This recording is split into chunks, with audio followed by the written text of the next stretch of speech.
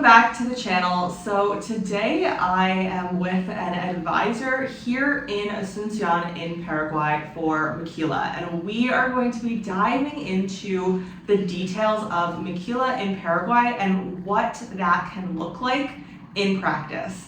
So let's get started with asking the most basic question of what is Maquila? Maquila is a law in Paraguay that stimulates the investment in the jurisdiction, giving a huge discount in taxes, known as the Maquila tax of 1%. Okay. And this law, the structure of the law gives incentive for industrialists to invest in Paraguay, to relocate operations here, hire local Paraguayans, and enjoy the exemptions, tax exemptions. From the moment, from import duties to social costs like social security of Paraguay. We have many other cost components like the energy cost, which in Paraguay is the cheapest in South America. The minimum wages are towards the medium average to the lower percentile in the cost of labor. Interesting. Well, thank you for that explanation of what Maquila is in practice. So why is Maquila so beneficial for businesses, and what are some of the benefits that businesses can get from relocating to Paraguay and taking advantage of Maquila? Well, in the first scenario, Maquila is very interesting for general re-exporting operations. But there is a case that is more specific, is related to nearshoring operations to Brazil. For whoever wants to optimize the Mercosur jurisdiction, going to Brazil is the main objective, because it's the biggest market.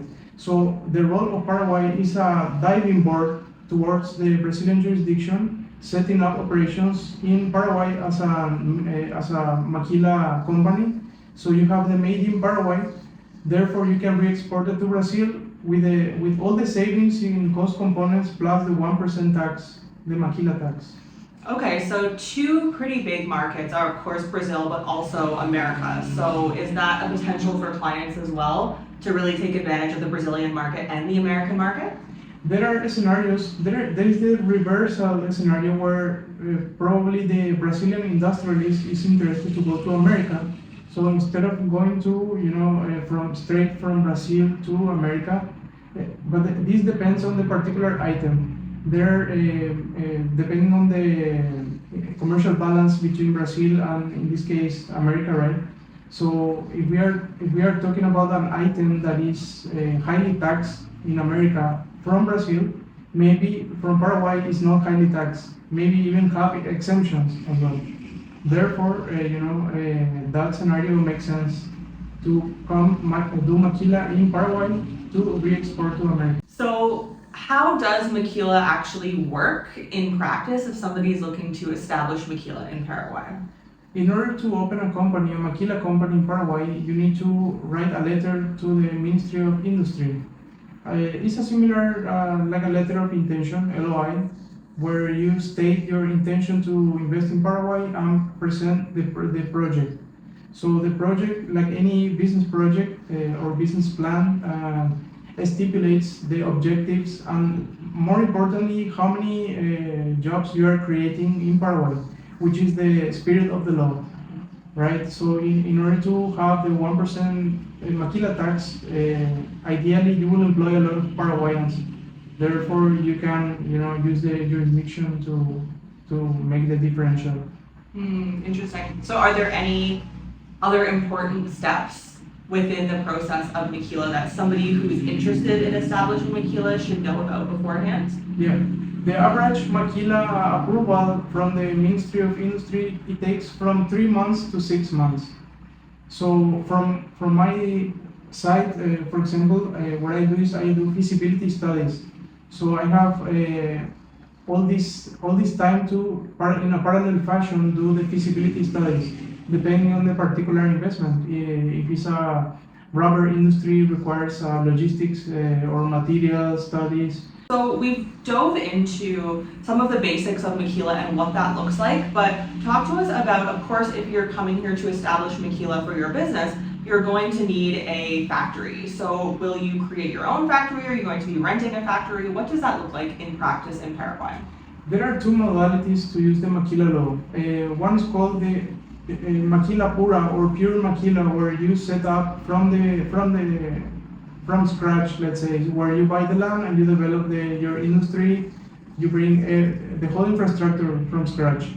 And there is another scenario very used in Paraguay, which is you rent idle capacity from a particular industry that can lend you that service. In that scenario, that would be, so you save the upfront cost of setting up operations.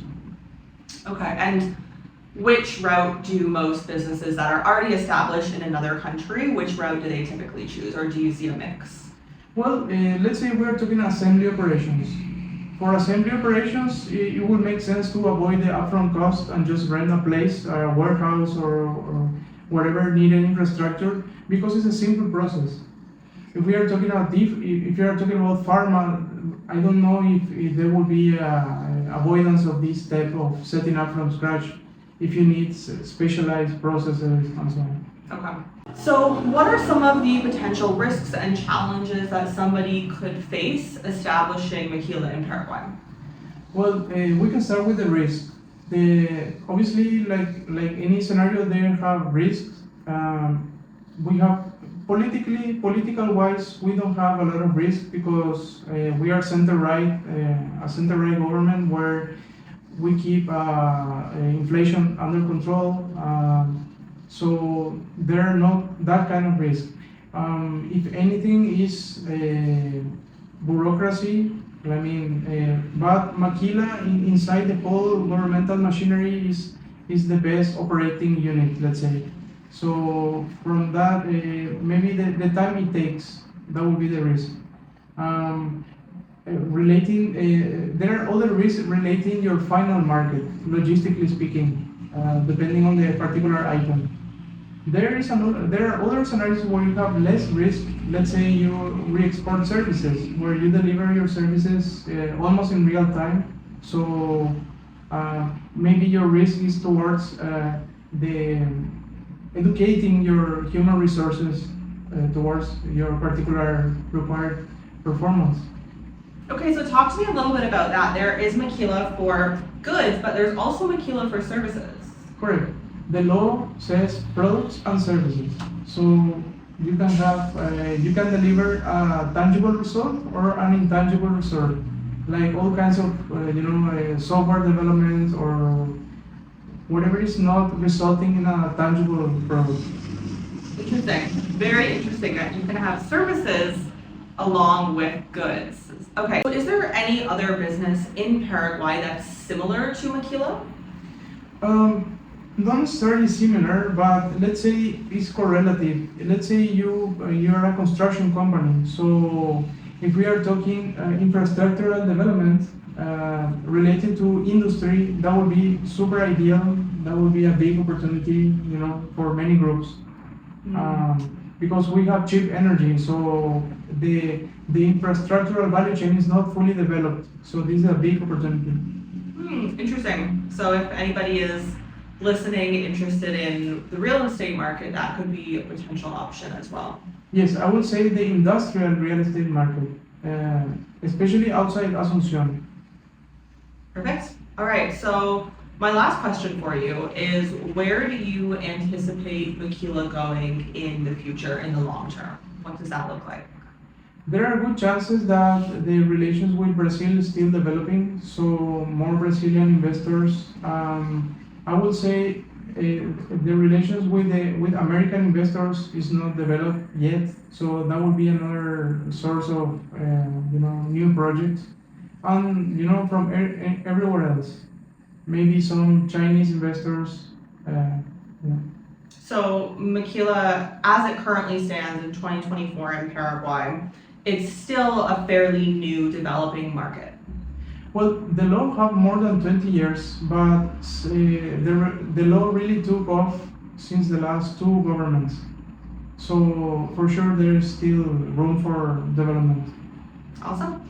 Well, thank you for watching. I hope that you gained some valuable information. And if you are interested in establishing your business here in Paraguay under Maquila Law or otherwise, feel free to reach out to me. All of my information is linked below, and we would be more than happy to get you set on that process for establishing Maquila.